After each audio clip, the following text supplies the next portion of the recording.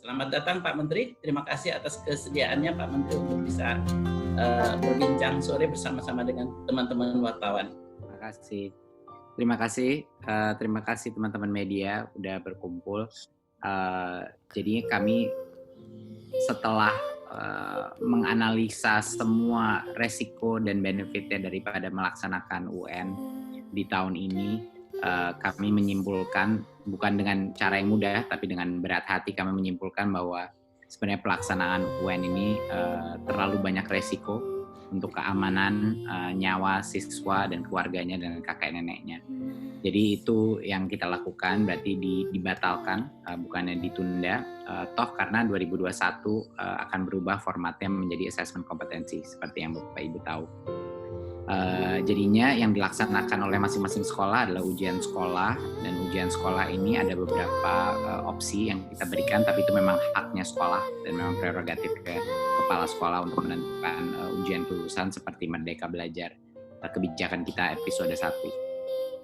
Dan ada beberapa poin-poin lain, tapi itu poin yang mungkin pendamping atau membantu ini adalah untuk memastikan bahwa fokus daripada pembelajaran online ini bukan hanya menguasai semua materi, tapi juga kualitas dan esensi daripada pembelajaran online itu dilakukan secara baik. Jadi kami juga menganjurkan bagi guru-guru untuk terus membimbing anaknya, bukan hanya memberikan pekerjaan saja, tapi juga membimbingnya. Dan kami juga meminta sekali lagi untuk sekolah-sekolah yang muridnya sudah belajar dari rumah, bahwa gurunya juga diperbolehkan untuk mengajar dari rumah. Dan poin terakhir adalah mengenai PBDB atau masukan siswa. Memang UN itu seharusnya memang tidak ada dampaknya kepada masukan karena sekarang sudah ada zonasi, dan bagi jalur prestasi itu seharusnya juga bukan angka UN yang digunakan, tapi angka rapot dia dan kombinasi antara aktivitas ekstrakurikuler siswa tersebut dan lomba-lomba yang dia berpartisipasi di dalamnya. Menurut saya sekian dari saya. Tadi kan teman-teman sudah melihat press conference yang pengumuman yang saya lakukan setelah ratas. Jadi mohon langsung saja ke pertanyaan.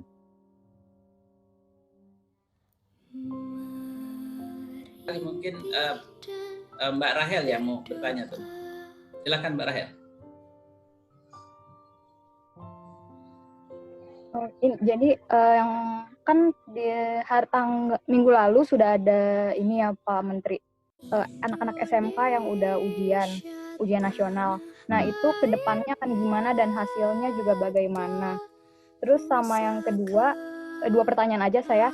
Satu lagi terkait tentang ini, apakah dari pusat, dari Kemendikbud akan mengeluarkan surat edaran terkait keputusan BNPB yang menetapkan darurat situasi status corona itu sampai 30 Mei. Karena kan beberapa Pemda hanya merumahkan siswa-siswa itu selama 2 minggu. Nah itu dari pusat sendiri, dari kementerian sendiri itu bagaimana? Dua itu aja Pak. Baik, ya. Jadi untuk yang siswa-siswa SMK yang sebagian sudah melakukan UN, itu kan sebenarnya UN ini tahun ini adalah sekedar pemetaan dari sisi pendidikan, bukan ada dampaknya kepada siswa. Kelulusan tidak termasuk dari itu, dan juga seleksi untuk PBDB juga tidak tergantung kepada UN. Jadi UN itu sebenarnya untuk kebutuhan pemerintah sebagai pemetaan. Jadinya karena dengan berat hati tahun ini karena kasus darurat seperti ini, kita tidak bisa melakukan pemetaan secara komprehensif dengan UN. Nah itu yang terjadi. Jadi saya sangat mengapresiasi teman-teman yang harus mengerjakan UN di sekolah-sekolah SMK.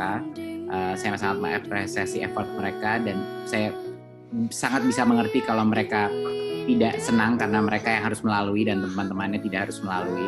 Ini merupakan hal yang pasti bisa buat beberapa dari mereka mengecewakan. Tapi masalahnya adalah darurat COVID-19 ini datanya keluar per harian.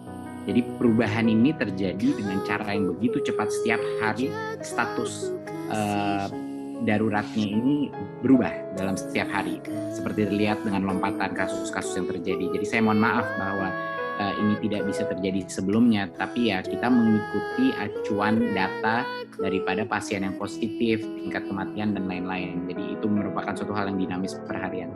Jadi saya mohon maaf, tapi ini memang darurat dan harus kita laksanakan untuk kesehatan dan keamanan semua murid kita. Tapi saya sangat mengapresiasi anak-anak yang di SMK yang telah melakukannya, dan mohon maaf kalau kecewa karena harus hanya mereka yang mengerjakannya. Tapi memang ini situasi yang darurat. Untuk yang kedua, kami posisi mengenai belajar dari rumah itu fix. Jadi untuk situasi di mana ada area-area yang positif dengan COVID-19, kami menganjurkan muridnya belajar dari rumah dan gurunya mengajar dari rumah. Itu sudah jelas dan sikap kami akan selalu konsisten. Kami terus berkoordinasi dengan Pak Doni dan BNPB, tapi ini kan untuk melaksanakan ini adalah haknya setiap daerah untuk sekolah, tapi arahan dari Kemendikbud selalu tegas dan jelas bahwa kalau daerah ada yang positif corona harus segera mengorganize untuk belajar dari rumah dan mengajar dari rumah. Jadi itu kita konsisten situasinya. Tentunya kami selalu dalam perencanaan selalu merencanakan dalam senario apapun, termasuk senario yang terburuk.